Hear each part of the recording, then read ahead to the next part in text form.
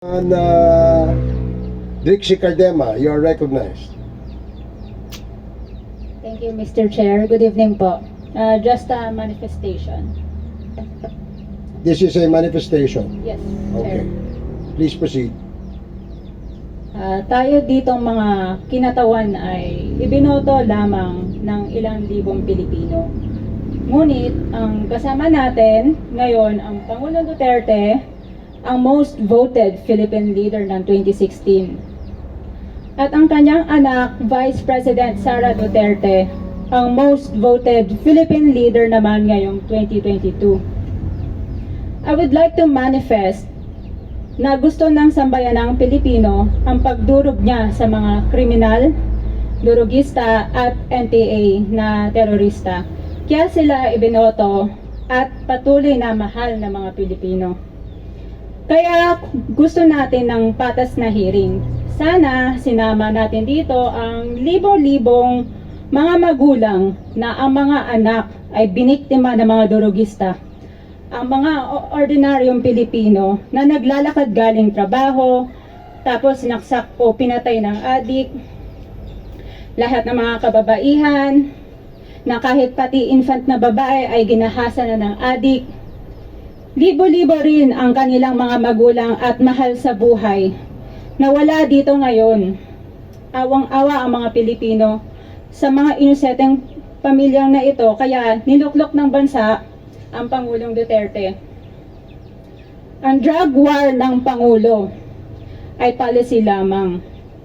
Hindi ito natupad kung hindi ito pinondahon ng Kongreso ng 6 na taon.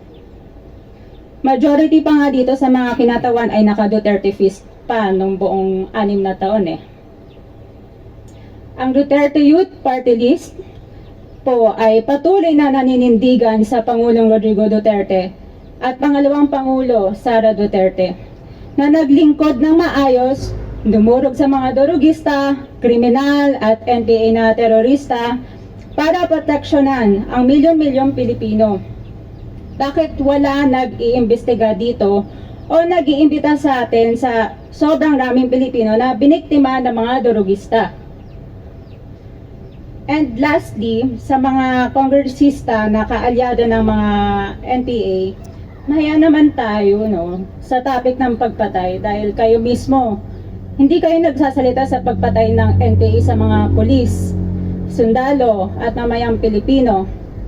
Pati rin po sa mga natitirang resource persons na gusto mag-abogada papuntang ICC, si Attorney Maria Cristina Conti, na kandidato ngayon ng Bayan Muna Party List. Kasama po ang inyong katabi na si Nery Colmenares ng Bayan Muna. Sa NPA, nire-recruit ang mga kabataan para pabagsakin ang gobyerno at pumatay ng mga pulis, sundalo at tropa ng gobyerno. Di niya naman kinokondena ang pagpatay nila.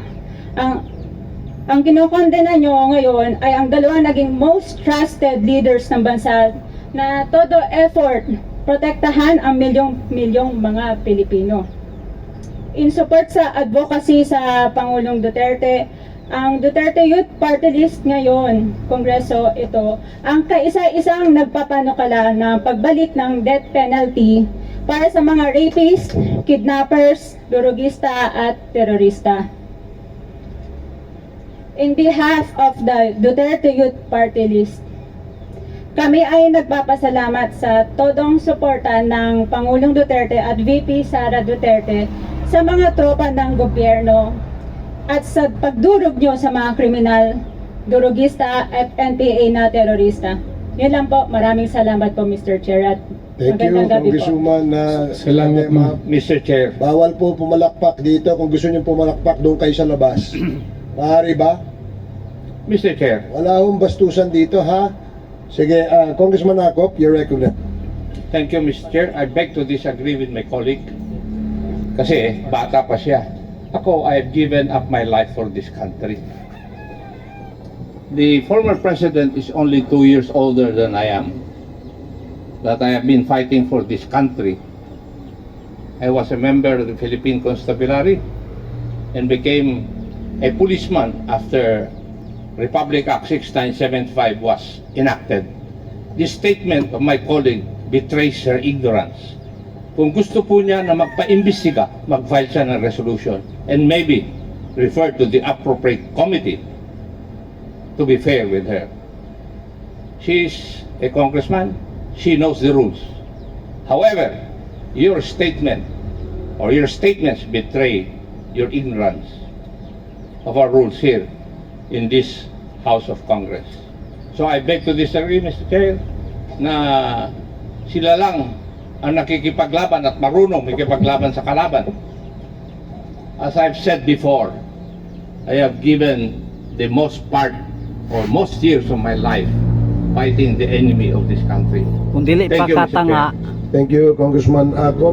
Yes, let me emphasize na wala pong may monopolya ng pagmamahal sa bayan dito. Pare-parehas po tayo rito.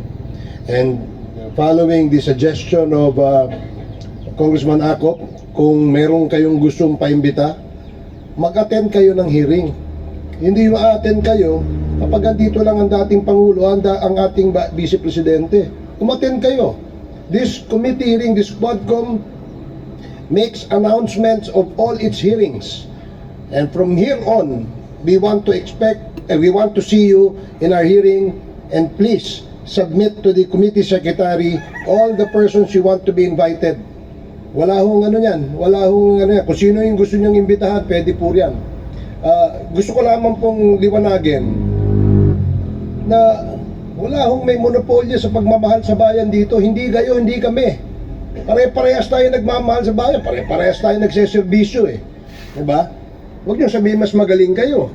Dahil kami, hindi naman namin sasabihin magaling kami. wala yun, naigo Pero lang yun mo kung yun. pagmamahal sa bayan, pare-parehas Naigo tayo. mo sa Huwag niyong manifestation sosolohin ni yan. Cardima kay ano. Dahil magagalit si Congressman Tinuod ang iyang Hernandez. gibuhat. Anyway, Mr. Chair, Uh, Mr. Chairman.